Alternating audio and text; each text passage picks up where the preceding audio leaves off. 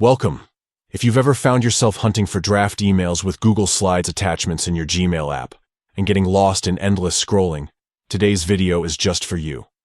I'll walk you through a few simple steps, updated for the latest Gmail app, so you can instantly locate your draft messages containing those important Slides files. Let's get started. First, open the Gmail app on your Android or iPhone device. No matter which platform you're using, the steps will be almost identical, and you don't need to install any extra plugins or tools. Once you're inside the Gmail app, look for the menu icon. You'll usually find this as 3 horizontal lines, sometimes called the hamburger icon, right at the top left corner of your screen. Give that a tap to open up the main navigation drawer. Scroll down the menu and tap on the section labeled Drafts. This is where Gmail automatically saves all the emails you've started writing but haven't sent yet. It's a great place to find messages you began but maybe didn't finish. Now, here's the part that makes searching so much easier. Right at the top of the Drafts section, you'll see a search bar. Look just below that, and you'll spot a button labeled Attachment.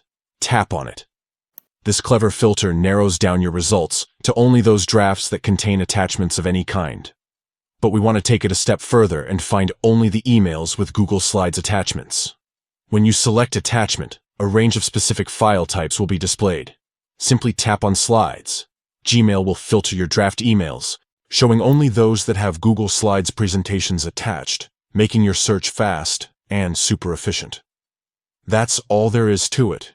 In just a few taps, you can quickly track down every Gmail draft that's holding on to those important slides you need. No more digging or wasted time. If you found this guide helpful, be sure to let me know. And don't forget to check out other tips to help you stay organized and productive right inside your Gmail app. Thanks for watching.